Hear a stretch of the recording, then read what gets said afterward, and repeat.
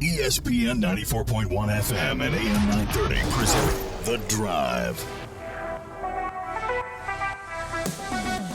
Here we go for Wednesday, March 29th. My name is Paul Swann. You have tuned into The Drive on ESPN 94.1 at AM 930. If you're new to the program, let me introduce you to what we do. We talk sports. We do it every single day, weekdays 5 to 6. We focus on the Thundering Herd, but we focus on what's happening in the Tri-State and beyond as well. And we are worldwide. You can listen to the program on our website. You just get the stream right there, right now, WRVC.com. So that's how you can listen to the program, either by the radio or online. And don't forget, you can get our app as well. We have the links on our website at WRVC.com. The app is free.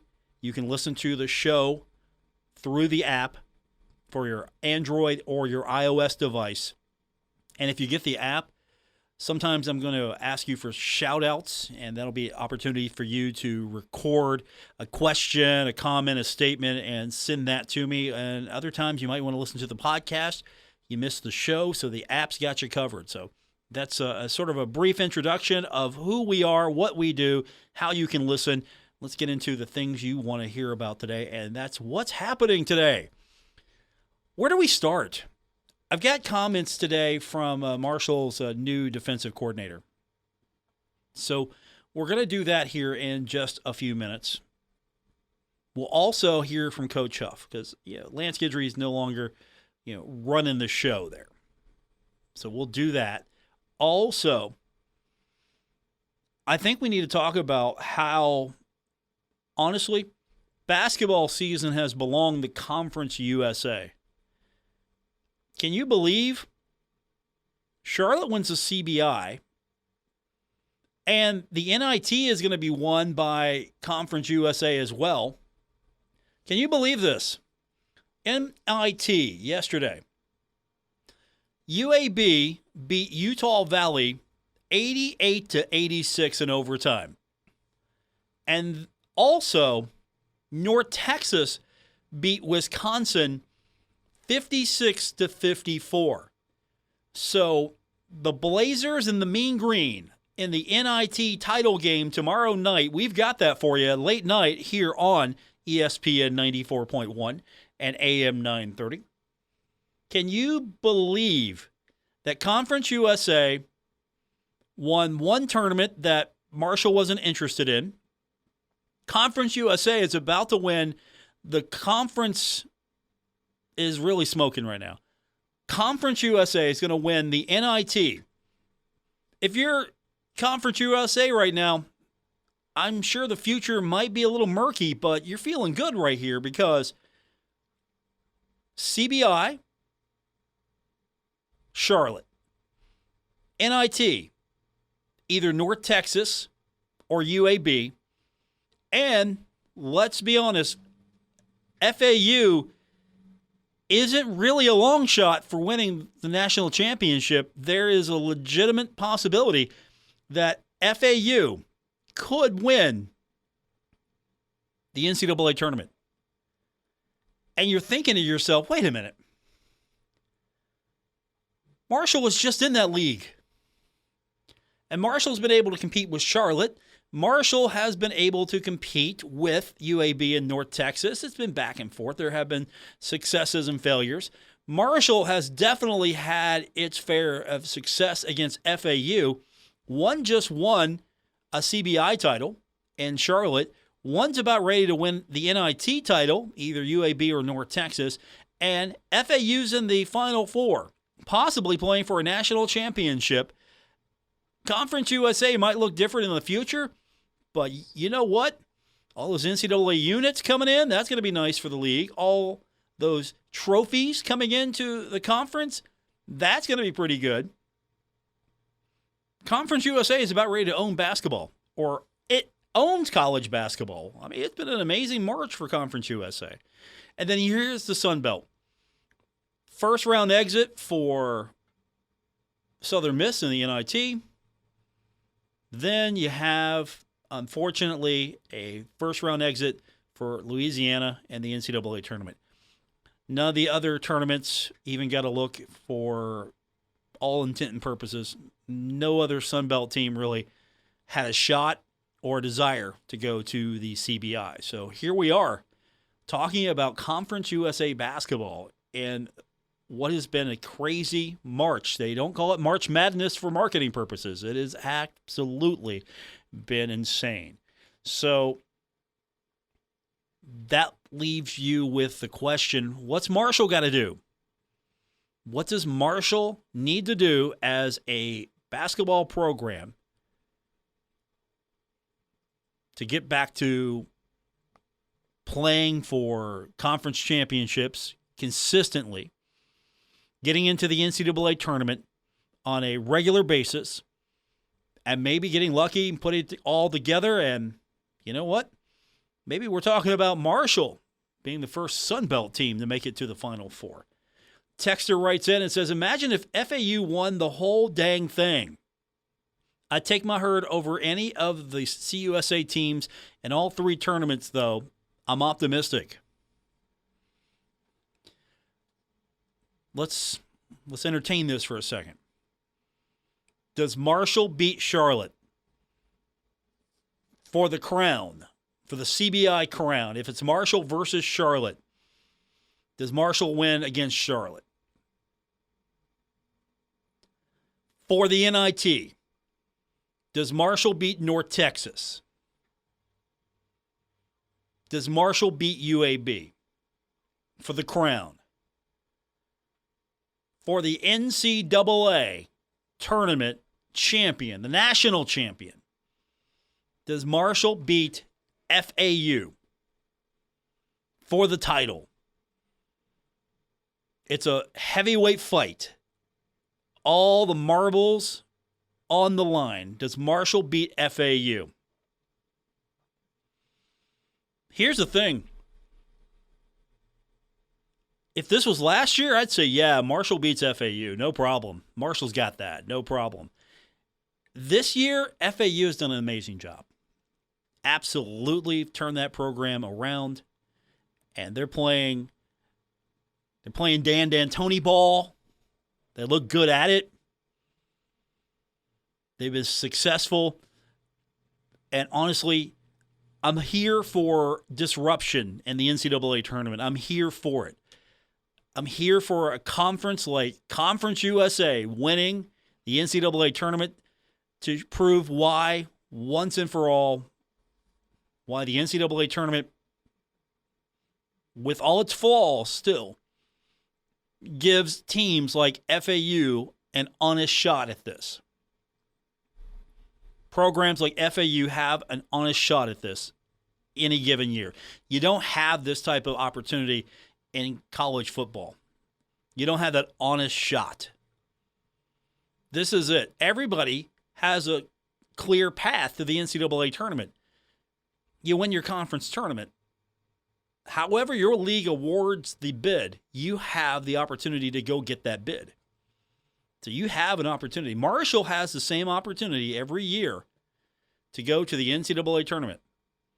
Different conference, but Marshall has the opportunity. All Marshall has to do is put it together, win the conference tournament, and you get an invite, and then whatever happens, happens.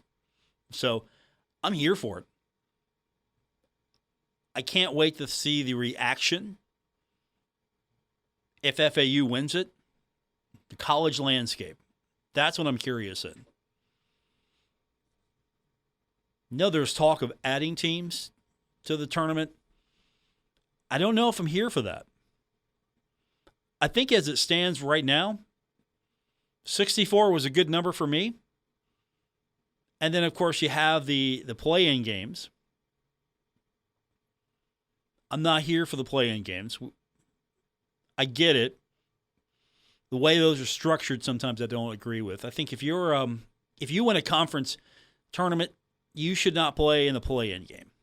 If you get the automatic bid, you don't play in the play-in game. If you're last four in, you got to play in one of those games. If you're one of the last teams in the tournament, you have to play in the play-in round. I don't care if you're Duke. If Duke's the last team in, Duke's got to play in the play-in tournament. I think that's the only fair way to do it, and it's not going to happen that way. It's absolutely never going to happen that way. Could you imagine sending a college blue blood like Duke or Kentucky or North Carolina or Kansas to a play-in game? Would never happen. But you can have teams that win conference tournament get the automatic bid. Not so automatic if you got to do a play-in game. I think those teams should be rewarded for getting in the tournament with the automatic qualifier, and if you're one of the last teams in the tournament, you got to play the play-in game. That's just how I would do it if I was in charge of the NCAA tournament. We have got more to go. We'll get your text in, 304-396-TALK, 304-396-8255. Not a good night yesterday for Herd fans, if you were following the action on the diamond, but I think we got a little salve to put on that because softball's been doing pretty good. Baseball's doing all right. Softball is doing a lot better. We'll talk about that when we continue. Still to come, we'll hear from Coach Huff. We'll talk football with you as spring continues, getting closer to the spring game now. And we'll talk a little bit about the defense today when we continue with this edition of The Drive, ESPN 94.1 and AM 930. This is The Drive with Paul Swann on ESPN 94.1 FM and AM 930. Welcome back to the Wednesday, March 29th edition. This is The Drive on ESPN 94.1 and AM 930. My text line is open at 304-396-TALK. That's 304-396-8255. Last segment, if you weren't with us, we were talking about the exceptional postseason that Conference USA has been having with FAU in the Final Four, with Charlotte winning the CBI, and with UAB or North Texas winning the NIT. And Texter wrote in, and it basically set up the question. Yeah. That person said that they would take the Herd over any of the CUSA teams in all three tournaments, admitting that that was optimism. So the question is, would you take winner take all, Marshall over Charlotte, Marshall over UAB or North Texas in the NIT, or Marshall over FAU in the NCAA tournament? Winner take all, the victor, the crown. Texter writes in and says, Conference USA gives a slap in the face to Sunbelt Mac and others, or maybe a dunk in their face. Yeah, dunk. Go with dunk. Can't be slapping people out there. I mean, if this was boxing, you could punch him in the mouth, but keep it with basketball. I think it's going to be a dunk. Just leap over him, dunk, get the charging foul as well. It would be ugly. I think FAU's been extraordinary this year. I don't think anyone can deny that, and I'm happy to see it. I would like to see Marshall. Now, with all that said, my bracket is busted, so I'm just watching for pure entertainment right now, and I think a lot of people are. I'm interested to see, though, what the television ratings will look like. March Madness has become that thing we all watch. You got baseball starting back up. I don't know how much that's going to detract from March Madness, the Final Four, but Saturday, 6:09 p.m. on CBS, and of course you can listen to that game here on ESPN 94.1 and AM 930. The number 5 seed, San Diego State, taking on the 9 seed and FAU. Right now, I'm saying FAU beats San Diego State. I didn't like the way that San Diego State beat Creighton. I hated it. Decided with a free throw with 1.2 seconds to go. However, I will say this, though. I'm happy that the Aztecs did get in because they're the first Mountain West team to get to this point. So you have a Mountain West team and you have a Conference USA team that are all in the Final Four. And then you have UConn. UConn's won it before. And then Miami. I think UConn's going to be the team. It's going to be UConn and FAU if I had to pick it today. And, of course, that might attract more. But with that said, maybe FAU, sort of the Cinderella story for the country. The country looks at this and goes, okay, we're rooting for FAU, the Cinderella of this tournament, the 9 seed. Got a lot of respect. I mean, they're right now, they're sitting pretty at 35-3. They've had an amazing season. They got to the Final Four. Whatever happens, that's an amazing run, one that Marshall could dream of, and hopefully we can see the Herd get to that point in the near future. Just what's it going to take for Marshall to get to that point? What does Marshall need to do to all of a sudden be the darling of the NCAA tournament? What does Marshall basketball need to invest in resources? What resources still lack at Marshall University? And is it about using the transfer portal? Is it about recruiting to Huntington? It was mentioned the other day, we were talking about Marshall could possibly be FAU. Marshall could. Why not Marshall? And a couple of you said, look, if you're recruiting, where would you rather go? Would you rather go to FAU? Look at the beach, the weather, everything that has to offer? Or would you rather come to Huntington? If you had an offer between FAU and Marshall, which one would you take? Would you take Florida and everything that state offers, or would you take Marshall, nestled quite nicely on the sandy shores of the Ohio River? And I think it all comes down to relationships. And I don't know if Marshall's going to take more of an active role in getting into the transfer portal. Are we going to see some changes, some tweaks to how Marshall handles recruiting in the future, including the transfer portal? I think it's a necessity. You have to. I know some coaches will disagree with me. Others will agree. I don't think there's one definitive answer there, but I think Marshall's going to have to get into the transfer portal a little bit more. You got to get the right player, though. You just can't say, we're jumping in. You got to use the transfer portal. I think you can do a mix of recruit young talent, bring in talent that you can develop, and at the same time bring in talent that's already developed and for whatever reason changing venue.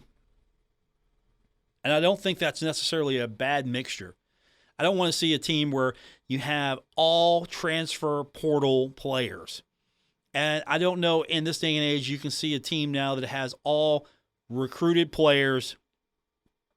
Every single player on your team, you recruited from the ground up, unless you're getting a steady stream of high-quality talent that you're not missing on. I think you got to go get the best available players and put the team together that way. I mean, look at football. Football's doing that now across the country. Football is mixing new and experience, and I think you can do it. Because for whatever reason, a player will enter themselves in the transfer portal. They want to go to a different school. They found out that, this wasn't the right place for me. Here's an opportunity for me to go somewhere else and maybe make the correct decision, because not always is the school you commit to maybe the best fit for you. So I don't think there's really a bad reason for a kid getting, some kids will get into the transfer portal. They're trying to get to a place where, okay, I'm overlooked. I'm not getting playing time. I should be starting. I mean, there are kids that are genuinely, whatever reason, in the transfer portal, and they're great kids, and they are looking for a different venue for whatever reason. Other kids are going to try to game the portal. It's, of course, up to Marshall and other institutions to take advantage of every single piece of information you possibly can get your hand on and make the right decision. And I think basketball needs to do that as well. At the same time, I wouldn't make wholesale changes and just say, okay, transfer portal kids only. We'll recruit a kid or two here. Sometimes you get a kid that comes and plays the entire time, and here you go. Tavion Kinsey happens. And other times, you're going to have to fill some needs, bring some kids in. Maybe you got a year or two left of eligibility, want to play for the Herd, want to change venue. I think you need to do that. And that's not a criticism on any one coach, any style of coaching, or any style of putting your basketball team together. I think that's just a reality that the transfer portal is going to be more prevalent in years to come, and hopefully Marshall's going to be able to adapt and continue a forward trajectory. Marshall is one game away from winning the regular season championship. Tavion Kinsey and Andrew Taylor couldn't do that all by themselves. Got to have help. And so now I think Marshall's just going to have to be able to recruit well and to identify players in the transfer portal that can fill needs. Because I don't question Dan's coaching. That's not the issue here. It's not the coaching style. It might be a little passive for some, and I acknowledge that, but I don't think that's what's in question here. I think it's, how do you stay competitive in today's landscape where a team like FAU didn't have this caliber of a team last year. This year, they're on the cusp of playing for a national championship. 304-396-TALK, 304-396-8255. That's our number to text into the program. Let's talk football when we continue. We'll hear from Coach Huff. Also, we're going to hear from the new defensive coordinator, Jason Semore, his thoughts on the job and what you can expect from the defensive side when we continue on this edition of The Drive, ESPN 94.1 and AM 930.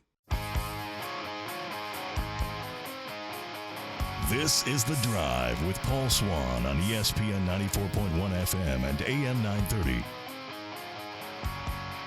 Do you like pizza? I like pizza. I'm a big fan of pizza. Pizza is a great food.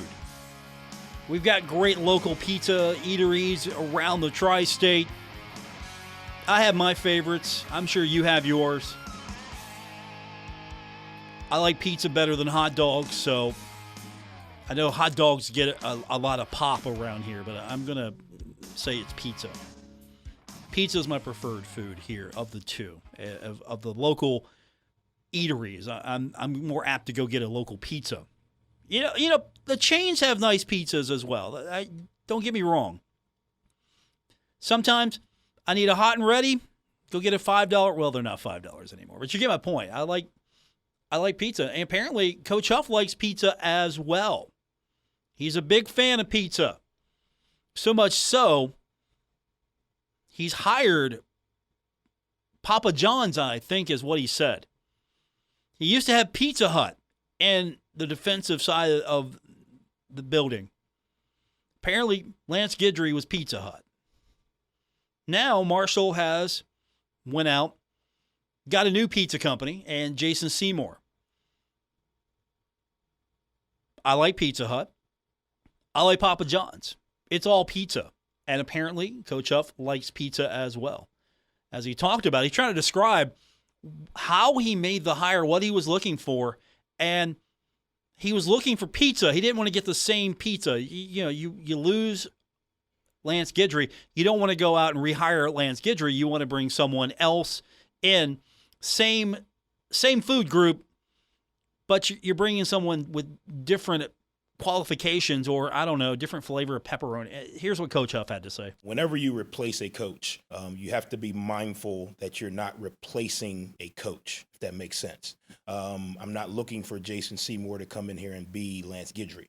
I was looking for someone that was in the same realm, so Lance Guidry makes pizza, okay? If he's Pizza Hut, okay, I don't want to hire Pizza Hut, but we do have to hire Papa John's, if that makes sense. Two different companies that do the same thing.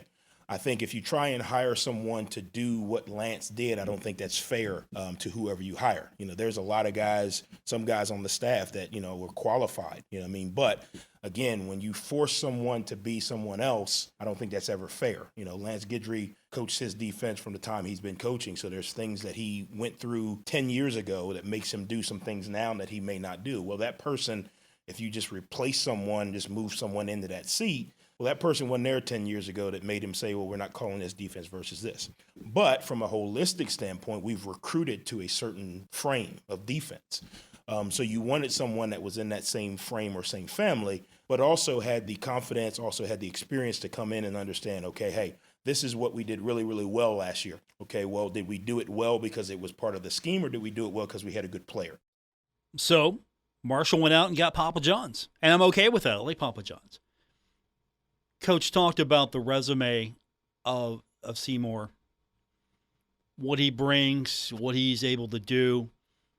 And I think the theme here was, as he mentioned, you keep it in the same family. That's something he brought up. You keep it in the same family. You don't go out and get the exact same thing. If you want pizza, you just got rid of or lost a certain flavor. You bring someone in who is in the same realm but not the identical coach. That made sense to me. So he talked about what the qualifications were, why Jason Semore made sense to bring him on board as the defensive coordinator. You know, he's been coaching in the 4-2-5 frame defense for a long time. He's coached at multiple different levels. The thing that was probably intriguing to me when you've coached at Montana, who we've known, who's had success, you know, in the 1AA round for a long time, and you've coached at Valdosta State, you're probably coaching with limited resources, but you're still able to have success. Well, he's also coached at Georgia Tech, where you probably a little more resource. So he's kind of been on both sides. So now I can look at a player that may have the talent, may have the speed, and be great, and put him in a position to be successful, but then also look at a player that may not be Power 5 talent-wise, but you still got to get the best out of them. I think, again, when you coach on different levels, you experience different things. You see different type of offenses. You see what teams are trying to do. So that gives him that experience. So he kind of fit what we were looking for. He's strong enough in his own pizza making to do, you know, his job, but he's also smart enough to kind of know, okay, hey, here are some things that we've done well here that we can merge with some of the things that we've done. So we'll always, I learned that from Coach Saban, we'll always live in the same family, offense, defense, but we might not always live in the same person. So you need a pizza maker. You don't necessarily go get someone who will try to make Pizza Hut. You want to go someone who can make pizza and be confident in their pizza making abilities and not try to emulate the pizza maker you just lost. Made perfect sense to me, Coach. And you like pizza. I'm good. I'm good with that. I like pizza too, Coach. Speaking of Jason Semore, he was the linebackers coach and special teams coordinator for Georgia Tech last season. Georgia Tech, outstanding. Semore is coming into a situation where defense was a highlight of Marshall's football team last year. As Coach mentioned, he's had experience at different levels of football where you have resources and where you have to make do. And sometimes you get creative.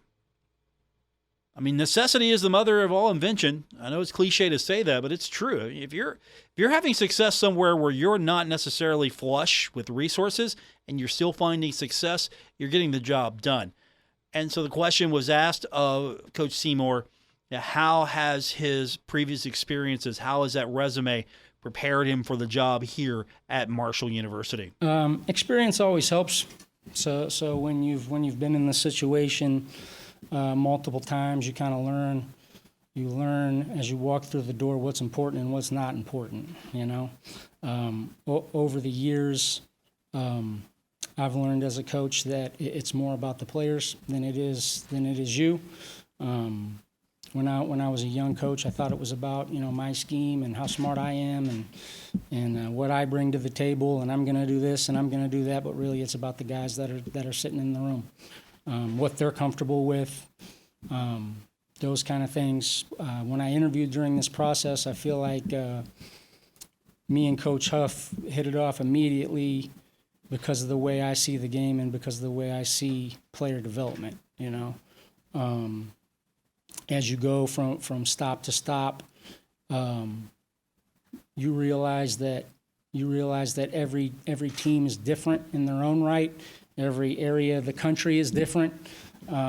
This place reminds me a lot of Montana because of the importance of football, because of the community that's behind it, the blue-collar mentality that the kids have. The expectation to win is high here. And I really enjoy being in those environments, you know. I really do. Same thing down at Valdosta State. They're used to winning. The community identifies itself through the football team, which is different. It's a lot different than it is at a place like Georgia Tech, where you have 20,000 pro sports teams and there's a billion things to do on the weekend. And if you're winning 9 games, they're going to show up, and you know what I mean. People in this community are going to be here, and they have high expectations, and they're going to give you what you need to succeed. So we're excited about the opportunity. That's Marshall's defensive coordinator, Jason Semore. Now, what's the defense going to look like? That's going to be the next question. So I asked it. I asked Coach, what will the defense look like? What does a Jason Semore defense look like? And he had an interesting response. I would love for our brand of defense to look like it did last year. I would be very proud of stamping something like that. So really, right now, it's about moving forward and carrying on the tradition of elite defensive play. Ultimately, at the end of the day, I want all the dudes that are on the field to be dependable, to be consistent, play for each other. A group of guys that are out there. How do you see that in college football? You see that through effort. That's how you see it. Guys, effort to the football. Guys, consistency and dependability. Those are all things that speak to the young men that are out on the field. At the end of the day, that's my job. My job's player development, right? So, and the culture of the defense, right? So we want that to show with how we play. So, at the end of the day. I think it's about earning trust, trust with the guys and me and the guys with each other. That's how you play defense at a high level nowadays, okay? Because the challenge nowadays is, it's hard to play defense because of the multiplicity and offensive scheme. So you have to be able to play normal down defensive package that allows you to address all your needs. So that's a lot of football. For us, it's all about preparation. It's a preparation game, right? So guys preparing at a level that allows them to build trust with each other in communication and execution and all those kind of things. So at the end of the day, that's the product that you want to put on the field. High effort to the football and guys communicating at a high level because they have lots of trust in each other. One final question for Marshall's new defensive coordinator, Jason Semore. He talked about the team having its ownership of the defense, having ownership of its identity. That's something that he stressed when we were talking to him. He truly believes that this team, its identity, the players are going to have the say in what this defense is about, not the coaching staff.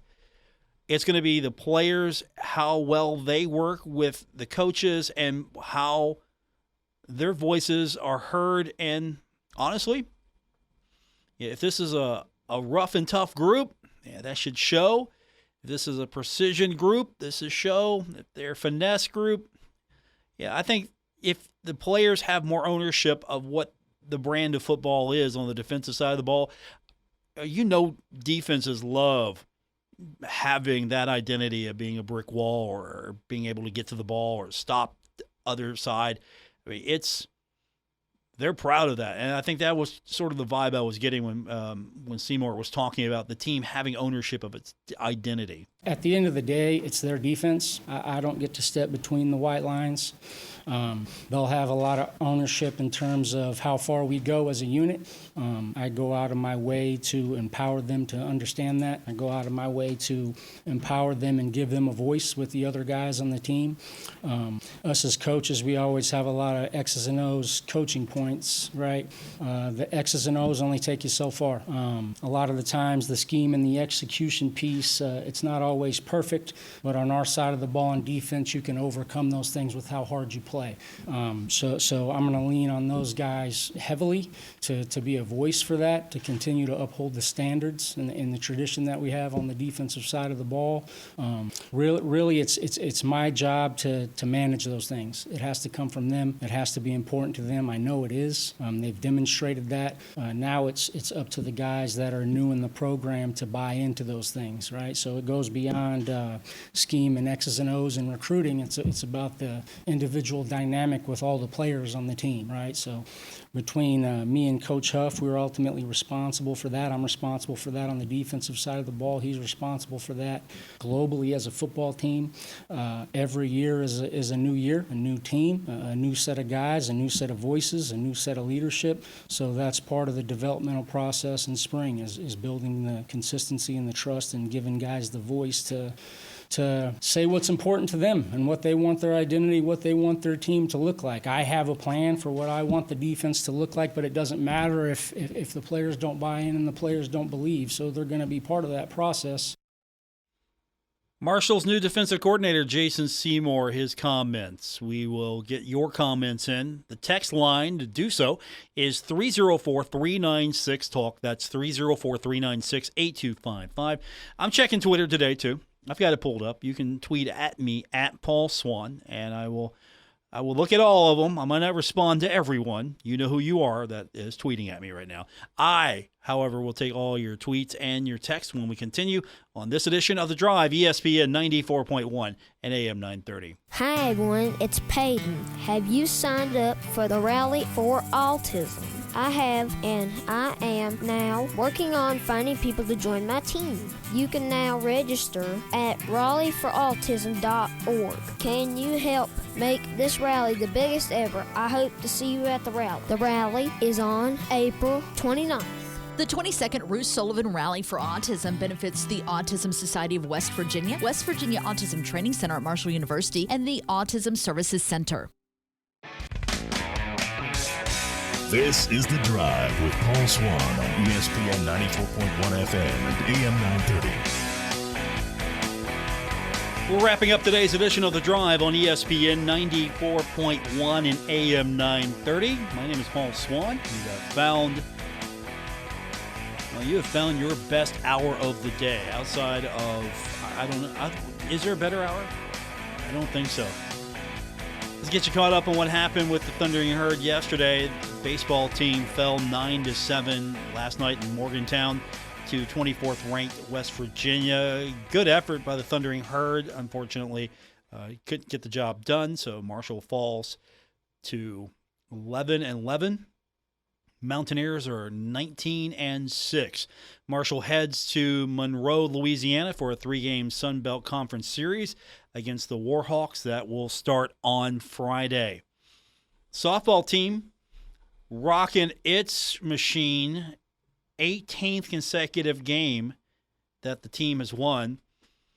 It was a 13-1 win over Northern Kentucky at Dot Hicks Field yesterday.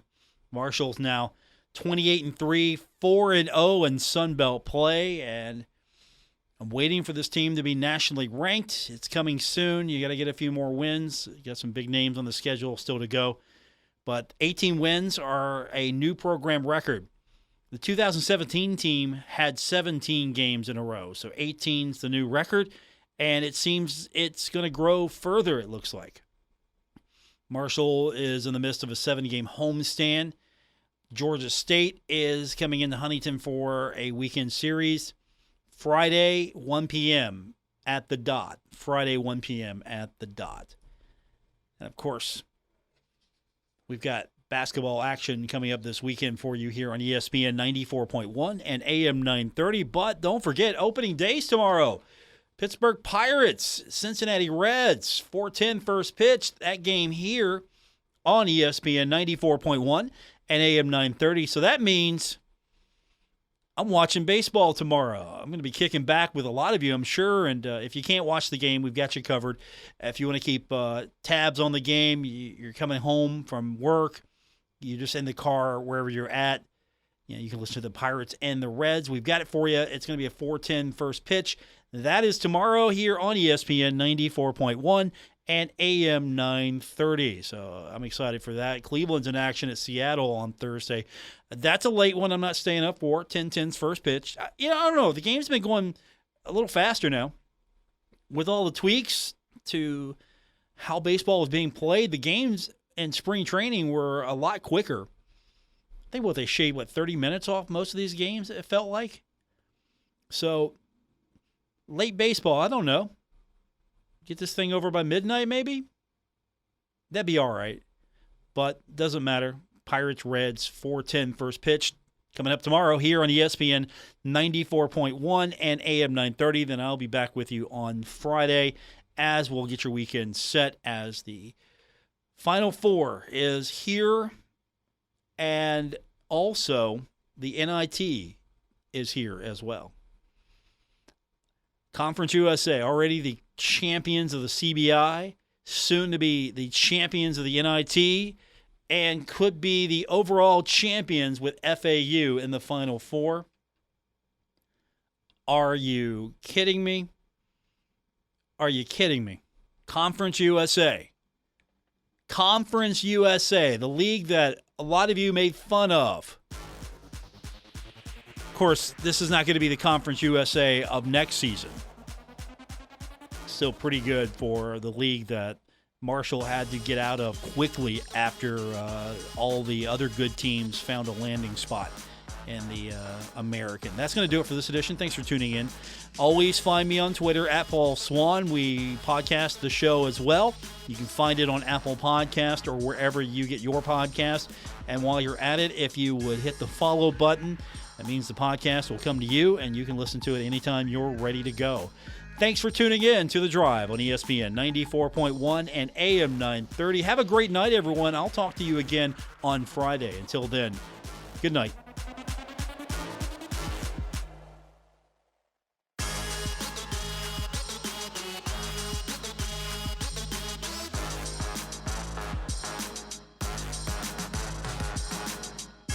WRBC Huntington, W227BS Huntington, your flagship home of the Marshall Thundering Herd and The Drive with Paul Swann, ESPN 94.1 FM and AM 930.